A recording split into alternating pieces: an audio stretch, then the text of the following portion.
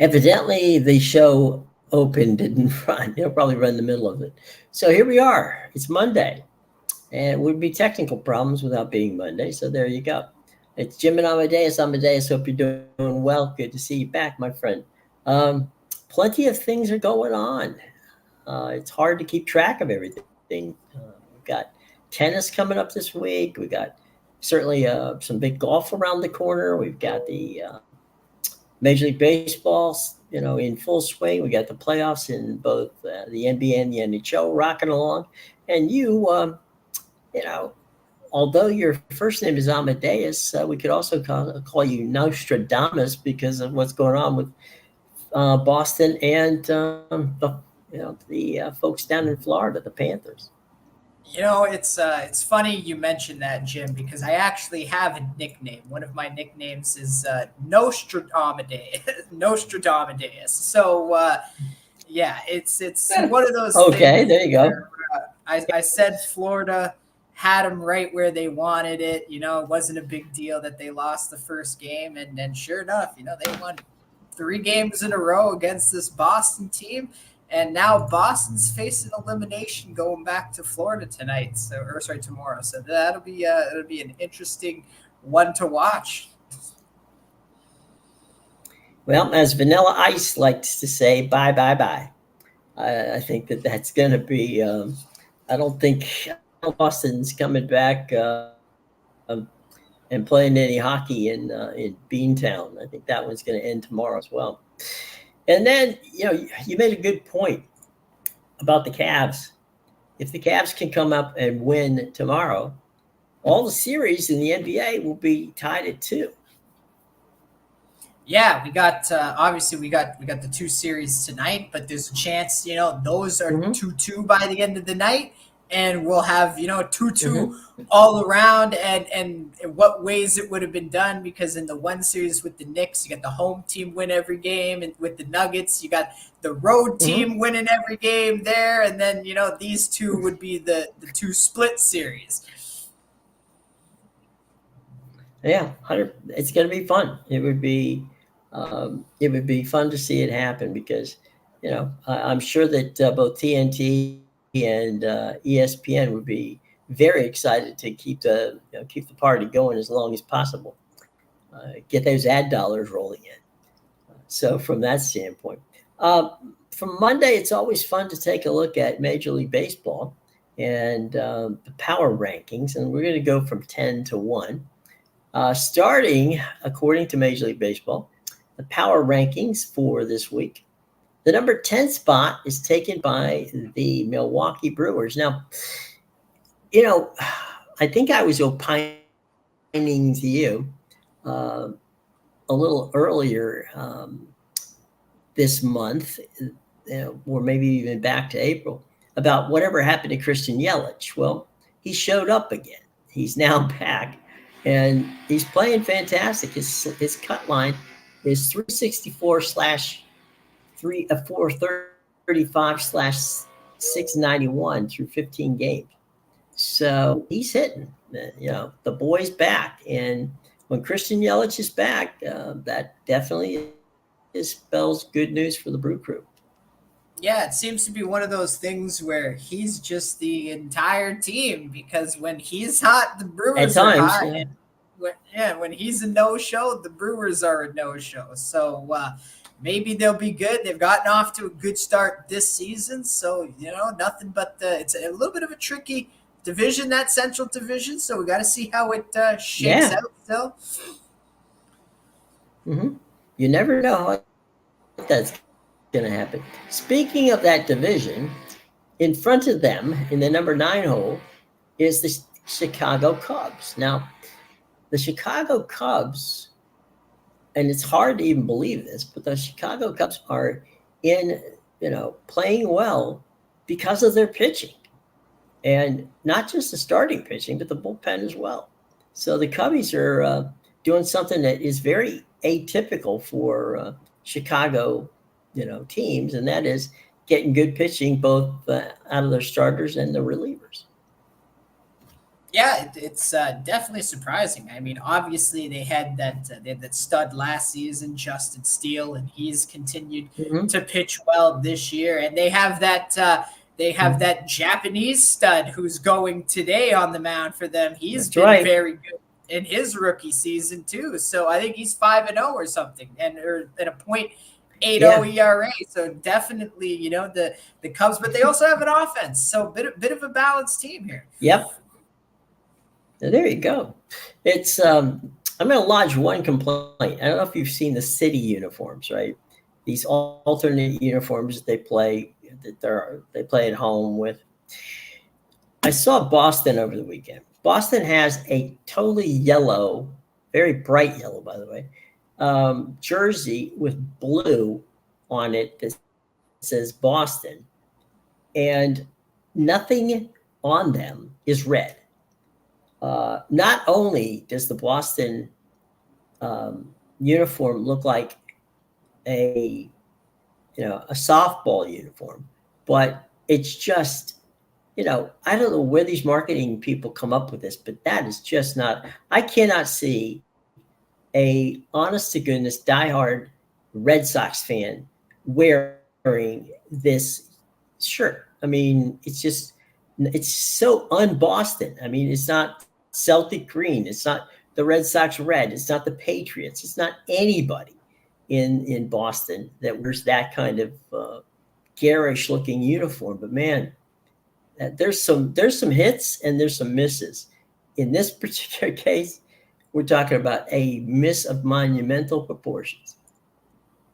Yeah, I've seen that jersey. They had it last year too. It's definitely one of Yeah. those Mm-hmm. interesting ones. I will say this seems to be a large problem across all sports these days. The alternate Mm-hmm. uniform used to be like a fun, cool jersey that the team would wear. Yeah. Not often. It was on a Yeah. rare occasion, and it was something cool. Yeah. You felt like it Just was roll it nice. It out. was a Yeah. nice change up when you bought it. But Mm-hmm. nowadays, I don't understand what it is, and it's in every sport. Like I said, the alternates are getting ridiculous, and I see it in soccer all the time. Not even with alternate kits, just like away Mm-hmm. kits now. Like I'll give you an example. Last year, Mm-hmm. Man City's away kit was basically this Mm-hmm.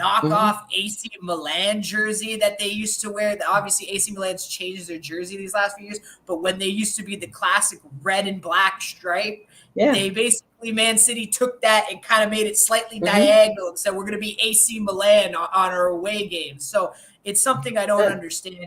Brighton, another one this year. Right. Their home jerseys are blue and white. Their away kit is green and black stripes. Like, where the hell do you get green and black from? So it's one of those things. Like I said, it's a Mm-hmm. problem in every league, these alternate jerseys. People obviously complain about the color rush in the NFL all the time, some of those ones. So yeah, it's becoming a problem in all Well, sports, the alternate jersey. I, I'm I'm not a fan at all of the NFL's monochrome uniforms.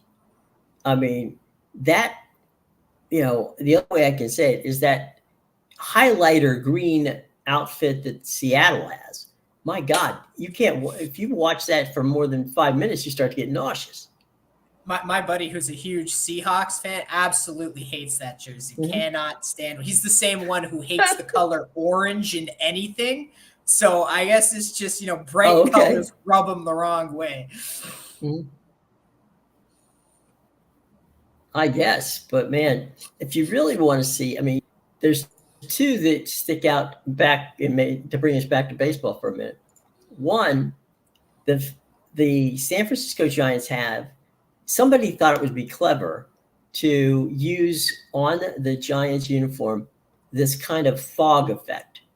So what happens is you see about 2/3 of the number on the back, and you see a little bit of the Giants on the front, and that is supposed to be clouded in fog. That's really clever if you're just in somebody's living room. If, however, you're in a stadium with 3,000 of your good friends, you can't tell who is at home, who's batting. You better know what the player looks like, or because you're not going to pay attention to be able to see them. Then conversely, down on the border there in San Diego, they have what looks like a piñata color. I mean, it's like they decided, for those out there who are art fans, Jackson Pollock, someone who uses every color in the rainbow, puts it on a jersey, and it's just like, it's crazy. I mean, I would be embarrassed to wear that jersey if I were a professional athlete, other than the fact that contractually they're obligated to do it. But it's just, God, it's crazy. Just absolutely crazy. Yeah. And especially and you brought up the point. Yeah. Go ahead. No, I was just gonna say it's funny because they had they already had the problem with the Fanatics quality of the jerseys, and now you're rolling these out. Yep, it's absolutely nuts. All right, getting back to baseball, number 8, the Guardians. They've been playing pretty well, and a division that surprisingly has gotten some decent play out of all of the teams in that division, except for, of course, the White Sox. Yeah, the White Sox should be wearing those yellow jerseys. They're turning into the Yellow Sox, but the Guardians. Right. They got a good bullpen. They have good pitching that they had. They had some decent starters last year. They're not off to a great start this year. But, I believe there's room for them to improve there. The bullpen's been playing well. And the offense, surprisingly is clicking as well. So, this Guardians team, who would have thought, though, it's funny because when we talked about it at the beginning of the season, I did mention every year the Twins are favored to win this division. And every year they're never talked about. They're just like written off. And sure enough, the Guardians, finally above 500, having a great start to the season. And we're still chasing down the Twins in that division.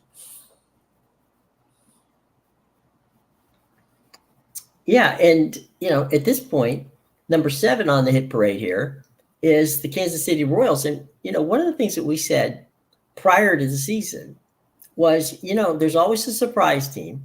Last year was Arizona, and we said, what, this Kansas City team, young, yes, but talented, and they could be the Arizona Diamondbacks of this season. And so far, they've proven us right. Yeah, I know you loved this Royals team coming into the season now. We're not always going to be right. I know you were high on the Reds. I was high on the Marlins, and those two teams have given up on the season already. but I know you love those Royals coming in, and even the Pirates. And sure enough, both are off to a hot start. So definitely nice young team there with the Royals. Well, it's funny. The number 6 team is the Twins. So if you go 6, 7, 8, you've got the Twins, the Royals, and the Guardians all in the power rankings this week in Major League Baseball. You said it earlier. Every throw the Cubs year, the Twins are the team. And you have the Central in the 5 of the top. That's true. Slots. That's true. Who would have thought? That's right. Not me. I would not have thought that.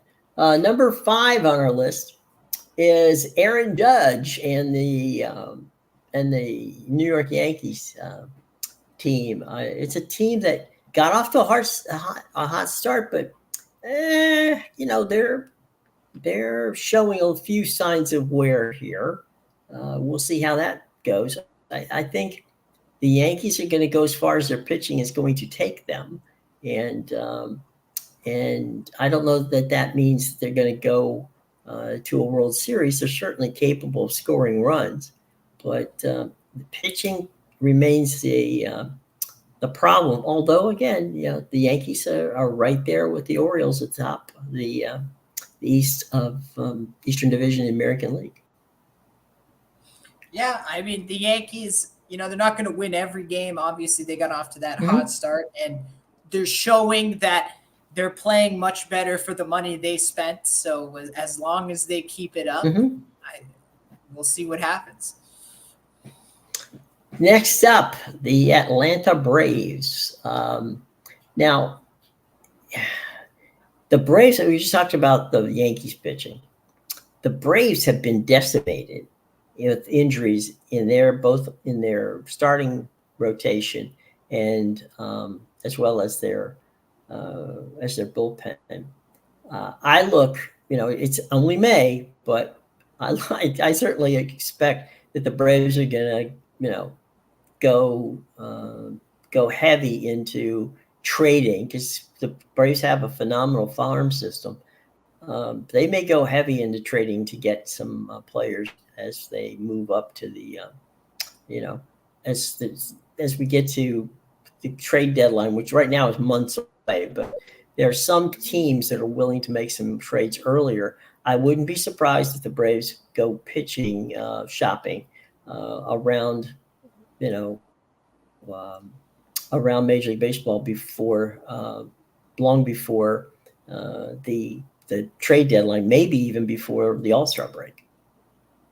Yeah, definitely. They're gonna need the arms for sure.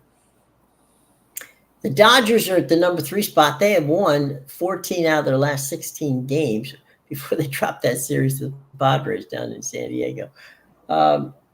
They're not bad this season, as we expected them not to be. One of the things that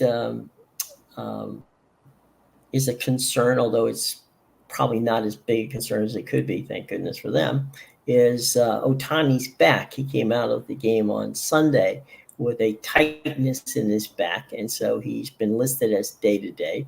I don't think it's concerning because I didn't see anything in that in the game at all that that would lead me to believe that Ohtani is seriously injured. But when you start getting those back issues, that becomes a problem, and we'll see how Ohtani gets out through that. And the Dodgers have, seemed to find a way to win regardless of whether or not, Ohtani is in the lineup or not. Although I'm quite certain that they would rather Ohtani be in the lineup. So we'll see how that works out. Number 2 on. Go ahead. No, I was just gonna say, touching on the Ohtani there, like as you said, he's one guy. It's not going to matter too much to the Dodgers. Obviously, they want him out there, but I think his impact is mitigated anyway by the fact that he's DHing. So maybe it's best, just let him rest a few weeks, right, and then get your best out of him when he comes back. Yeah, exactly. I mean, that lineup can, they can put Ohtani over to the side for a little while and maybe pinch hit him if they need to or whatever. But they certainly are one of the few teams that can take a superstar and let them, as you say, rest and get settled and not have to force them to go out there. Number 2 is the Baltimore Orioles on the list. They just keep winning. They find ways to make it happen. And now they do have a situation bullpen-wise with Craig Kimbrell. And, Kimbrell, no doubt 5 years from the day he retires, Craig Kimbrell will be in the Hall of Fame. But they just need to get him right. He's had some issues in recent days. But other than that, the Orioles starting pitching has been good. Their hitting has been timely and good on that mark. So they continue to be, one of the elite teams in baseball. And, under new ownership, I imagine that should they need anything, and we talked about the trade deadline, should they need anything, they'll go out and get them. They do have a really solid farm system. And maybe, frankly, there's a couple of kids down on the farm that can help them out. So we'll have to see how that plays out. But right now, their biggest concern is Craig Kimbrell, and we don't know, frankly, how that's going to play out. Can you just make, pitchers, specifically relief pitchers, have stretches where they're really hot and sometimes they can't get anybody out. And Kimbrell's problem has been, from what I've seen, not that he's missing his spots or any of that. he just seems to um, walk a batter here, walk a batter there, and give up an untimely hit for him. And he's had that issue this year. So if they can get Kimball right, then they'll be fine. But if not, they have to dip into their arsenal of pitching and find somebody who can take that reliever's closer role. But for now, it's Kimbrel's to lose. I still find it funny that you remember when this team traded Trey Mancini so he could play on a competitive team and to Houston, a World Series. I mean, he did get it with Houston. I guess that first year, but I find it funny because had he stayed, obviously he's getting up there in age, but had he stayed, he might have been on one of the best teams in the MLB. He might have. I mean, but I think that they did it for all the right reasons, and sometimes it works out, sometimes it doesn't. That leaves us at the top of the power rankings this week is that team that Rye Cape likes to follow, the Philadelphia Phillies. They've won 20 of their last 25 games, and they just seem to be, one of those teams that just wins and finds ways to win when they're getting ridiculously, outstanding starting pitching. When you take a look at that starting rotation, you automatically go, well, I don't know if that's what going to get them there. But they so far have been very, very good. They've got some old arms there, so we'll have to check and see that whether or not those guys are just as good on the backside of the schedule as they have been on the front side of the schedule. But for right now, the Phillies are cruising along and giving the Braves all they can handle in that competitive National League East. Yeah, so this one's crazy to me just because they started like 3-8 or 5-8 or something, the Phillies. And as you said, they've won 20 of their last 25, and now they have the best record in the MLB. So just, quite a turnover, right? They did the complete opposite of what the Marlins did. The Marlins lost their first 7 games, and they said, all right, let's just pack it in, boys. We'll come back, and then we'll try again next year. For all we know, the Braves are already calling the Marlins saying, hey, you got pitching down there that we'd be happy to take off your hands. But knowing the history of the Marlins and their fire sales, who knows? They may be willing to take it off their hands. But they already traded Luis Ariz when they could have got a king's ransom for him last year. So that was like dumbest thing I'd ever seen. What was it? I just saw that he in San Diego when they're playing the Dodgers. He's already hit, I think it's 4 or 5 home runs since he got to San Diego. He's only been in San Diego like 8 or 10 days.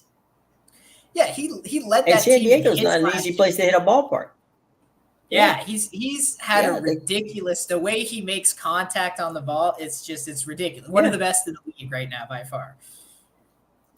100%. Plus, the guy is one of those. He's one of those hitters that is got the compact swing as opposed to the long swing, right? So he can wait till that ball gets deep into the zone before hitting it. The guy must have double jointed wrists. I don't know how that he's capable of doing that, but he's got the power, to knock it out. I mean, because Petco Park is an easy place to hit home runs in, and he's done that, and he can get that single, he can get that double. He's really good at what he does. The other day was the late Tony Gwynn's, would have been the late Tony Gwynn's 64th birthday.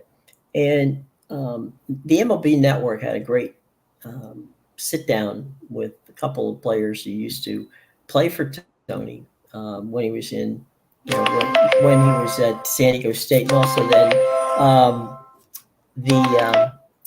he also was a broadcaster, and so he would, from the broadcast booth, he'd walk down and talk to some of the the Padres when they, struggling, and they had one of the guys who was a former Padre when he was a broadcaster, and they came down and he was talking to this guy, this young kid, who was in a terrible slump, and the kid says, Tony said to me, I want you to do the. He says, come tomorrow at 11 a.m. We're gonna go over some hitting.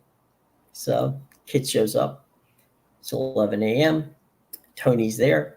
Had the tea. Says, okay, here's what you're gonna do. They were at Dodger Stadium. Says, here's what you're gonna do. You're gonna go 0 for 4 tonight. Guy goes, what? He goes, you're gonna go 0 for 4 tonight. But here's what I want you to do. I want the first ball you hit to be the shortstop.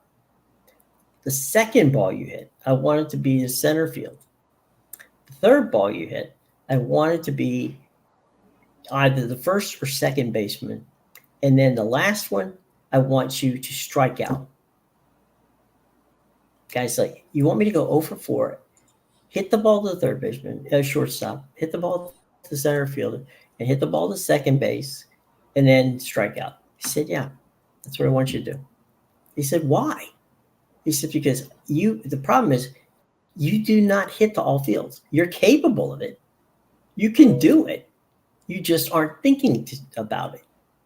You're not thinking where positional hitting is how you win, which Quinn, of course, would know because he was phenomenal at it. Hell, Tony Gwynn probably hit 400 now. But anyway, he was, again, his conversation with this kid. And so the guy says, first thing I did, goes second pitch, boom, right to the shortstop. He says, I'm on my way back. I look up at the broadcast booth. Tony's like doing thumbs up. Way to go. So next time he goes, I accidentally singled the center field. He said, I was trying to elevate the ball, but I did elevate it, but enough to get over the infield. And then he goes, Tony again, thumbs up. Grounds out to the second baseman. Yay, another good deal. And then, of course, he strikes out, but he strikes out because he said he wants him to understand the level. Where's your swing? I want to see where your swing is. So through that 0 for 4, he said the following night he went 2 for 4, and from that point forward, he hit over 300. Just because he wasn't thinking about getting a hit, because Tony had told him, go 0 for 4. I don't want you to get a hit. I want you to think about what you're doing. And so once he got over that mental block about I got to get a hit, when the guy's telling you, I don't want you to get a hit, whether it was reverse psychology or what, it certainly worked. So, baseball, like golf, and many sports is a head game. And certainly Tony was able to, get him into the proper headspace. So there you go. It's the late Tony Gwynn. So that's our top 10 in Major League Baseball. Sorry? Oh, I just said always a mental aspect to this. That's right, Mr. Yeah, absolutely. John Smoltz. Yeah. John Smoltz was a big proponent of sports psychology. And he said that he wasn't particularly he wasn't a thinking pitcher on a staff where there was a lot of thinking pitchers in that Atlanta Braves thing. And he said when they told him, we're going to send you a bullpen, he thought, my career's over. But he went to the sports psychologist. The sports psychologist got him in the right headspace. And, he became a Hall of Fame relief pitcher. So, it happens, and like we said, that's the thing where golf is the same thing. It's a mental game in many, many ways. So there you go. Speaking of mental, the NFL, who can't keep a secret, looks like they're going to kick the season off with the final game in the AFC last year between Baltimore and Kansas City. Those two teams are likely to tee it up and put foot to leather on the opening night of the NFL season, which will be a Thursday. Not a bad opening night. Yeah, definitely a good game to have. You know, what many people last year were calling the real Super Bowl. So it'll be a good rematch, that's for sure. Yeah, and the thing that's probably the most interesting aspect of it is I'm curious to see how Mr. Henry fits into the the equation for Baltimore. For Baltimore, they finally get a running back who can go between the tackles. That should, frankly, help Lamar Jackson, in his game. And we'll have to see. But Derrick Henry in a Ravens uniform could being the operative word, a scary sight. And then Kansas City, loaded up on wide receivers in the offseason. So giving some more weapons to a team that really doesn't need any more weapons because they got to the Super Bowl and won. But we'll see. We will see how that plays out. Should be fun to see from that part, and especially it's tough. Opening nights are always tough, but we'll see for Kansas City. It's a good opportunity. Um, just checking here on our folks at CBS. Um, I don't. Okay, this is ridiculous. This is a bulletin. All signs currently point to Bronny James joining the Lakers. How is that a bulletin? Who else? Who else is going to go after him? He's talked about this 100 times. This is a kid who didn't actually play that well for USC. God love him. We were all concerned about his heart issue. That calmed everybody down whenever it was looked at and he was okay, which is great. We're all for that. So we're good on that. But Bronny James wasn't, honestly, he probably couldn't start for USC at the time. And USC didn't have a good basketball team last year. So, of course, he leaves, downtown campus at USC and travels about the 4.5, 5 miles over to the Cryptodome to play for Dad. So, I don't know. It's. The fix is in, and I wouldn't even call it a fix. For Dad and not with Dad, or a little of both. Yeah, we already got him as coach. We're on Byron's. We're on Byron Scott's side on that one.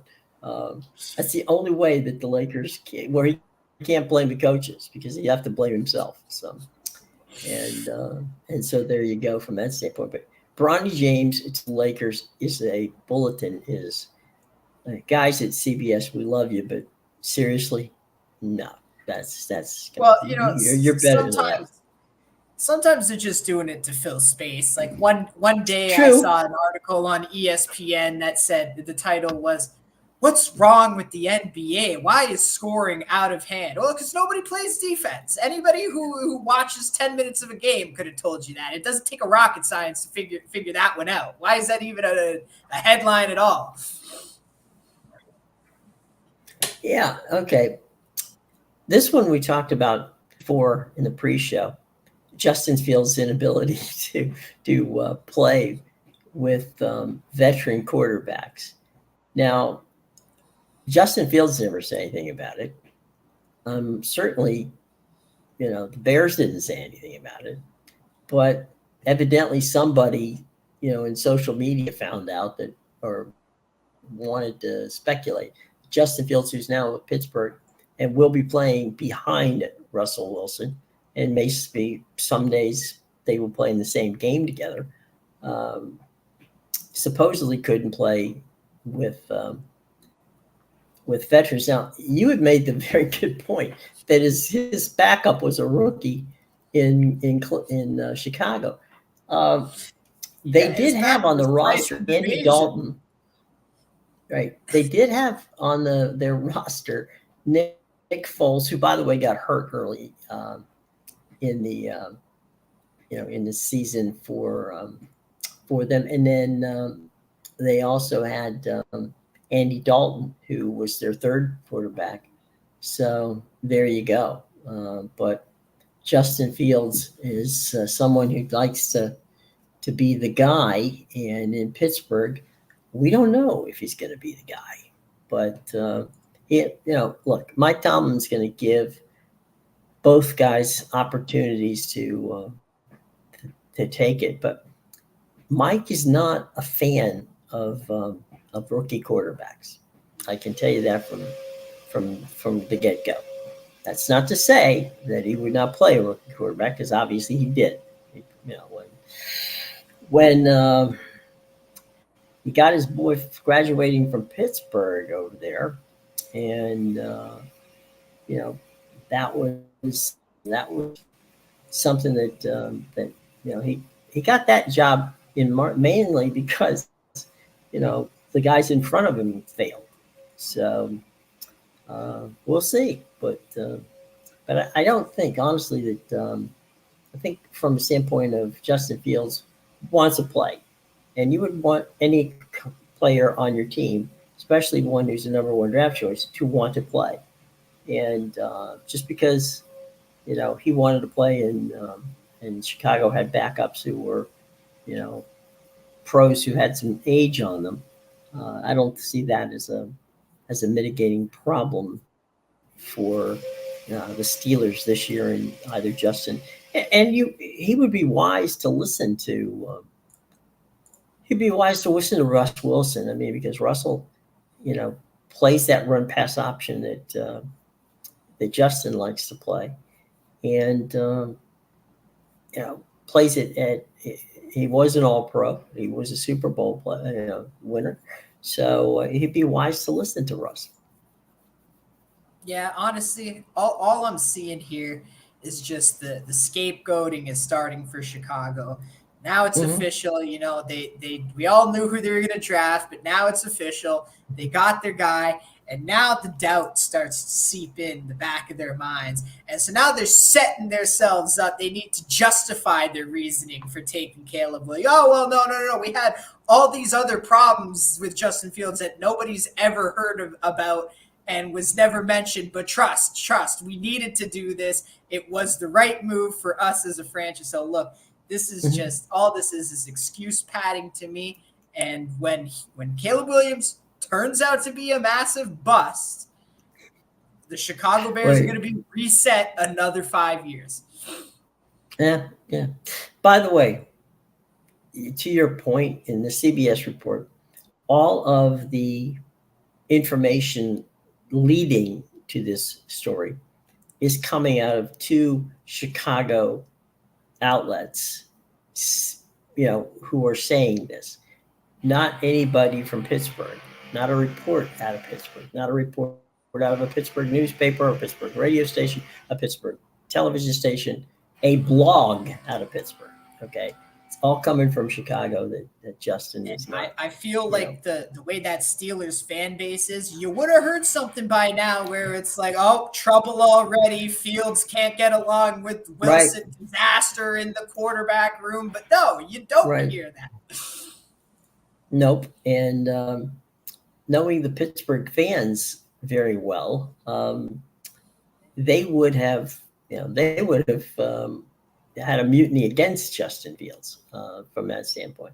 Yeah, they'll be the first to call him out. Yeah, exactly. They don't wait long. But I gotta believe, if I'm Justin Fields and I got out of Chicago and I got to Pittsburgh, I got Russ Wilson on my team back there, got Mike Tomlin as my head coach. There is nothing more stable than the Pittsburgh Steelers. Okay. They are an organization that prides themselves on no drama. And if I'm Justin Fields and I just came from Drama City, I think it's probably the best place for him to be. I think he's in a position there where, if he bides his time, he learns a little bit from Russ. He could be the Steelers franchise quarterback if if he takes the time to work his way into the NFL and not have that Chicago Bear drama all over.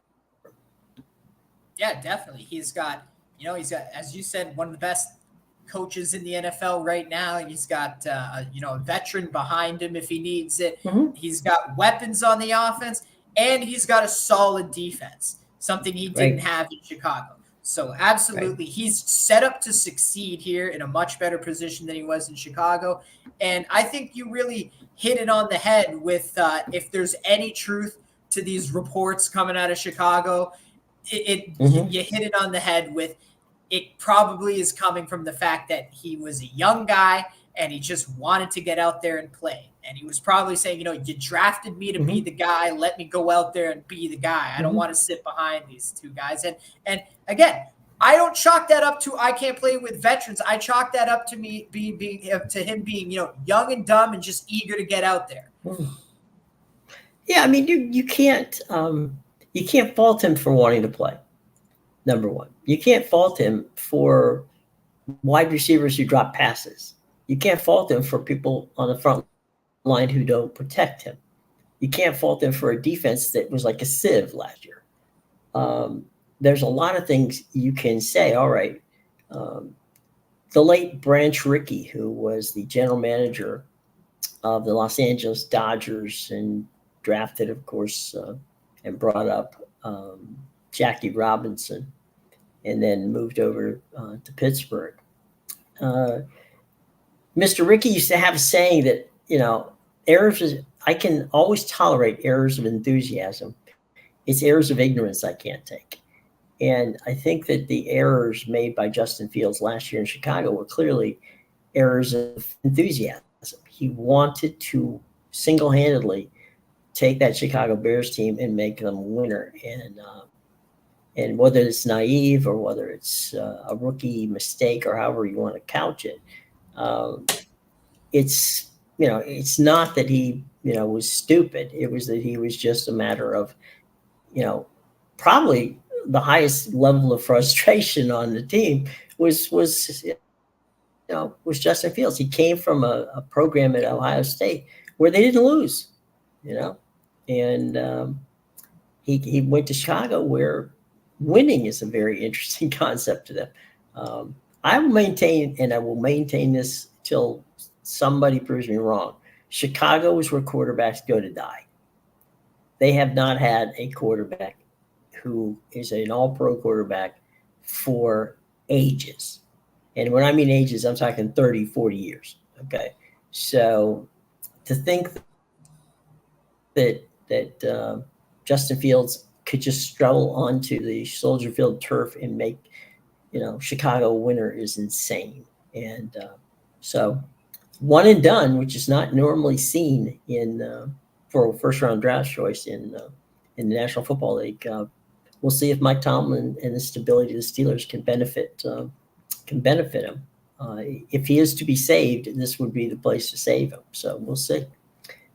Plenty of time for that to be seen because we're at what, the second week of May, so we're a good 2.5 months away from him even touching football, with his teammates in Chicago for any great length of time. I think that's another great point to make with him. Just, he had a lot more pressure in Chicago also last year, knowing he might be losing his job if they don't show results. So, he doesn't have that pressure in Pittsburgh. As we talked about, this is a place that has stability, not a losing season in how many years now with Tomlin, never with Tomlin anyway. So ever since Tomlin's been there. So that's 25 years.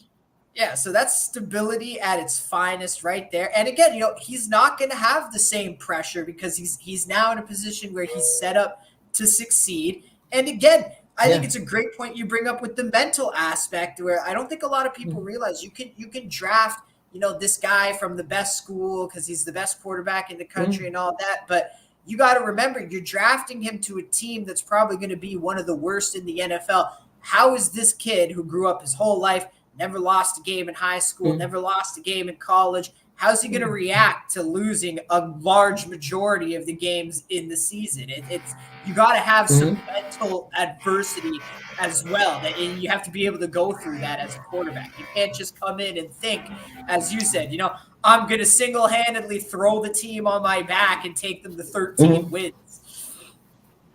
Well, I mean, look, fairness to Kenny Pickett. And when Kenny got there, Mike was not sold on Kenny Pickett being the starter just because he preferred, as I said before, the opportunity to have somebody, who had experience do it. Well, guess what? Mitch Trubisky didn't do it. And so when Mitch couldn't do it, he promoted, Kenny to the starting role. And week in and week out, when things either went well or didn't go well, Tomlin constantly said, look, he's a rookie. We're going to have patience with him. Some days he's going to make good. Some days he's going to make us look bad. But that's what rookies do. And so he just kept moving along with it. And whether or not he gave up on Kenny Pickett, I don't think that's the case. I just think he felt that in the case of grabbing a Justin Fields, along with, signing Russell first, that it made a lot of sense. And he knew that Kenny would probably not want to be involved in that whole situation. So they shipped him off to Philadelphia.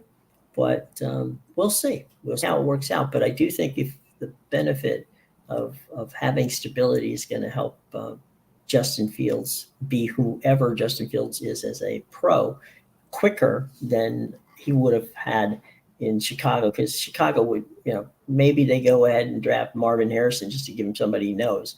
But you can't be running all over the field and throwing the ball in the run constantly as he was in Chicago. It's just not going to work. So we'll see how it goes. As I said, we have months to go before we have to concern ourselves with that, but that's where you go. Any final thoughts before we move on here on a Monday? No, just I'll leave the people with I have more faith that Tyson Bagent is the next Bears starter than Caleb Williams. Oh, there you go. You heard it here first. I will say that, like I said, I'm gonna stay with the fact that I just don't believe that quarterbacks win in Chicago, no matter what you do. It is what it is. But there is somebody we know here who does win, and that would be Mr. Amedeus. And that leads your friend into your picks, which we can get down below in the show box. Yeah, make sure you check out my premium picks at BigAl.com, PickAdvisor.com, and TheInsidersRoom.com. The links are in the description below. I got an NBA play up and an MLB play up for later tonight. I also got a ton of action on the pitch in South America. I've been crushing the pitch in South America. So make sure you go check all that out. Lots of action going on tonight. There you go. All right, everybody. Have a wonderful Monday. Good to have you around. We'll be back on Tuesday. Until then, take care.